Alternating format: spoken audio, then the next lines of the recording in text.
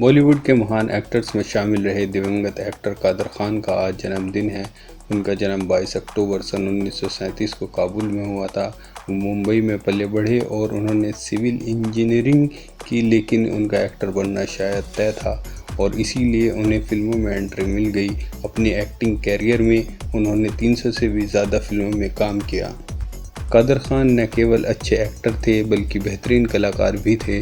उन्होंने फिल्मों में एक्टिंग के साथ साथ तकरीबन 200 फिल्मों में डायलॉग भी लिखे, जिसमें हिम्मत वाला, कुली और सरफरोश जैसी हिट फिल्में भी शामिल हैं। उन्होंने अपनी अलग पहचान बनाई, लेकिन उनका बचपन संघर्षों से भरा हुआ था। कादर खान का परिवार अफ़गानिस्तान से भारत आ गया था और वो मुंबई में रहने लगे थे। गरीबी के चलते वो जिस बस्ती में रहते थे उनका बचपन काफ़ी परेशानियों भरा रहा। उनकी मुसीबत उस समय और बढ़ गई जब उनके पेरेंट्स अलग हो गए।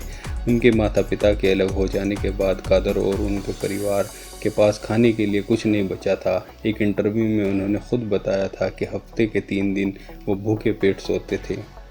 कादर खान और उनकी मां अलग हो गए थे, जिसके बाद उनकी मां को मजबूरन दूसरी शादी करनी पड़ी। गरीबी के चलते कादर खान ने स्कूल जाना छोड़ दिया था और गांव बस्ती के दूसरे बच्चों की तरह वो मिल में काम करने लगे थे। लेकिन उनकी मां के समझाने के बाद उन्होंने फिर से स्कूल जाना शुरू किया।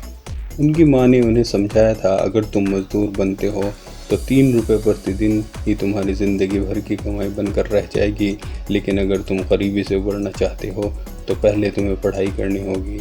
अपनी मां की इस सीख के बाद कादर खान ने मुंबई के इस्माइल यूसुफ कॉलेज से पढ़ाई पूरी की और सिविल इंजीनियरिंग में पोस्ट ग्रेजुएट की।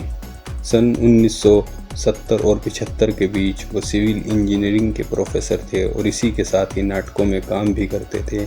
इसी दौरान एक्टर दिलीप कुमार ने उनको नोटिस किया और अपनी अगली फिल्म के लिए साइन किया। कादर खान ने बॉलीवुड में कदम फिल्म दाग से रखा था, जिसमें राजेश खन्ना लीडिंग रोल में थे और कादर खान का रोल एक एडवोकेट का था। राजेश खन्ना के कहने पर कादर खान को मनमोहन देसाई ने फिल्म रोटी के डायलॉग लिखने का मौका दिया था। यही नहीं, इसके लिए उनको उस समय 1,20,000 की फ़ीस दी गई थी। कादर खान अपने समय के ऐसे स्क्रिप्ट राइटर थे जिन्होंने मनमोहन देसाई और प्रकाश मेहरा के राइवल कैंप में काम किया था। इसके अलावा यह रिकॉर्ड सिर्फ अमिताभ बच्चन के नाम है। कादर खान की जोड़ी को गोविंदा के साथ खासा पसंद किया गया।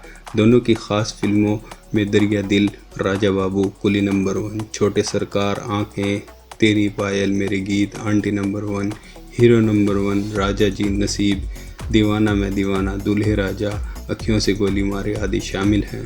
कादर खान ने अपने डायलॉग से ही अमिताभ को एंग्री मैन बनाया। अमिताभ बच्चन और जितेंद्र जैसे बड़े अभिनेताओं को स्थापित करने में कादर खान का बहुत बड़ा योगदान रहा है। उन्होंने लगभग 300 फिल्मों में काम किया और लगभग 200 फिल्मों के लिए स्क्रीन प्ले लिखा। सन 1970 से उन्होंने बॉलीवुड के हर बड़े कलाकार के साथ काम किया। कादर खान ने ही शहंशाह जैसी फिल्मों के डायलॉग लिखे। कादर खान का अंतिम समय मुश्किल भरा रहा।